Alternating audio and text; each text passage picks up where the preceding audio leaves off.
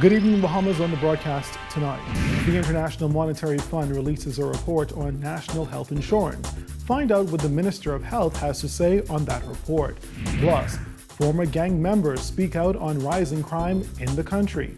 And we give you an inside look at the hottest event of the Miami Carnival weekend.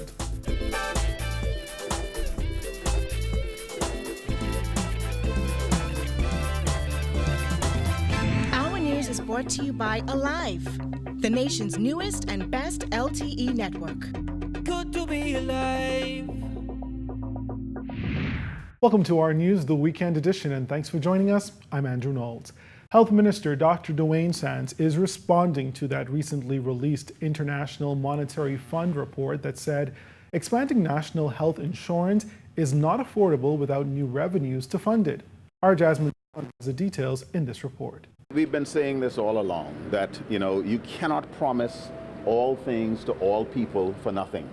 And that if NHI is going to succeed and not be a burden on the Bahamian taxpayer and the Bahamian economy, that there has to be another source of revenue to sustain it.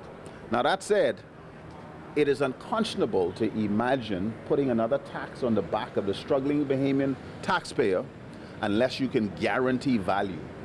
Unless you can guarantee that what they're paying for is something better than what they have. That IMF report stated that with no official plan in place to fund the remainder of the NHI scheme, expanding coverage could lead to annual fiscal costs of 6.5% to 10.6% of the gross domestic product. In a speech from the throne, the government promised to extend the focus of national health insurance to secondary and tertiary health care. Sands says while the scheme has its obvious issues that need to be ironed out, this calendar year is a reasonable time frame for the public to expect a revised rollout that benefits Bahamians. NHI board and the NHI executive is going to have to define what is the level of benefits that we believe is fair and equitable so that as many Bahamians can benefit. Sands added that the program has not been forgotten and is in fact still active, with 30,000 people currently registered. There has been a slowdown in the number of people that have registered over the course of the last 3 months, and the majority of those people have registered online. So yes, NHI remains. By no means are we ready to ramp up at this point, because you have to ramp up responsibly. You cannot introduce something that is not ready. And yes, I apologize to the Bahamian public that this thing has taken 5 years plus to get to this point. And it is still not ready for prime time. And I admit that, I accept that. But when we do roll it out, I believe that Bahamians can be proud that it is going to make a difference in the lives of ordinary men and women and children of this country. Sands is still encouraging people to get registered. I think people should continue to register. The product of NHI is going to be a reasonable product that is going to stay within budget. And so to give an example, we have an instance where sometimes somebody needs let's say a pacemaker. A pacemaker could cost $8,000, $9,000, but for some people they simply don't have it. And so my concept of what NHI ought to be able to do within a very tightly controlled cost center is that you may make it possible for somebody to get access to a pacemaker or to a hip replacement or to certain types of chemotherapy that they might not be able to afford. Reporting for our news, I'm Jasmine Brown. From the political beat, Democratic National Alliance leader Granville McCartney resigning from the party's top post was the respectable thing to do, that according to the party's deputy leader Chris Mortimer.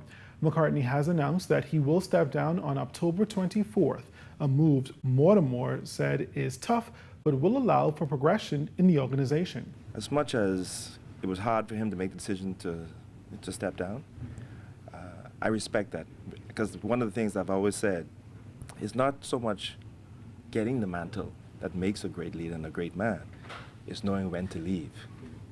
And if we had that, I think this country would have been in a far better situation than we are today.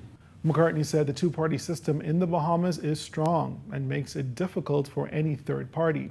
He also said he took the DNA's dismal May 10th performance as a personal signal that maybe he should step aside. Mortimer, come October 24th, will become interim leader. We will then have elections for the deputy. So that process is going to happen. And what will happen after that is we will have a convention. It's not just going to be about Chris Mortimer. It's really going to be about the team that I will build, who believe in the vision of what the Bahamas can be, where we can own our country and be the true owners of the economic prosperity that derives from the Bahamas. That's going to be our focus, a true economic revival for the Bahamas. Well, former gang members say they want the government to tighten laws for the sake of curbing the country's rising crime. April Sands reports. Meet Shelton Burrows. At the young and impressionable age of 14, Burrows, whose alias is Apples, says he joined a gang led by 16-year-old boys. He revealed that over 50 people were involved in gang culture at that time. Initiation easy. Half of them folks and fellas around me beat me. You know what I mean? I had no choice. I mean, I had to join the bit because the bottom line is that, hey, I joined. I got to go back to school early on the next day. And that's what a lot of young boys them are faced with. Who goes to school? They don't want to be a part of nothing. You know what I mean? As a matter of fact, some of them even won't get involved in the gangster. What they do, they carry a knife to school the next day because they know what they're up against. And so they don't tell mommy, they don't tell daddy.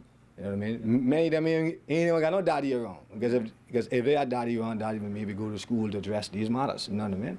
But, you know, you have to defend yourself. This 17-year-old, whose identity we decided to withhold, also knows what it's like to be a part of gang activity. However, he told us he dropped out of the gang after just 1 year because he was constantly being watched.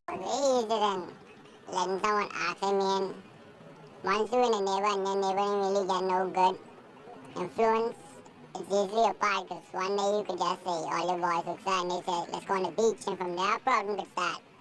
Next thing you know, you label as a gang member or whatever. The teen boy says he never wanted to do the things they forced him to do while in a gang, but he felt he had no choice. These guys you were involved with, they used to have you do things, right? That's they wild. used to have you, like, things like what? I know you mentioned. Probably, if they see a person they don't like on the corner or whatever, they'll send a group of us to either go rob him, beat him, or stuff like that. And what was running through your head during that time?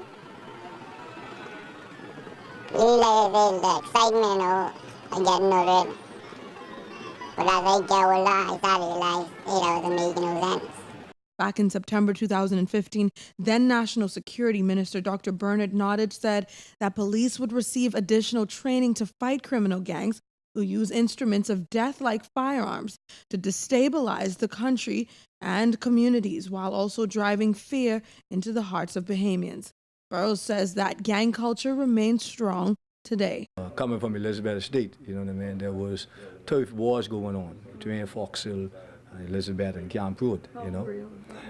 Going there young, I was 12 years old, you know, and, you know, my challenge started out when I got in grade 8, you know what I mean, and because Elizabeth Estates and Fox Hill was having their turf war challenge, you know, I from Elizabeth Estate, you know what I mean, I found myself in it, you know what I mean, because I just live inside Elizabeth Estate, and, you know, and so I just... So you were in a gang? Well, I had no other choice. I mean, as far as I can say, at that point, you know what I mean? You know, at the time, I was living with my mom, you know what I mean? No father was there.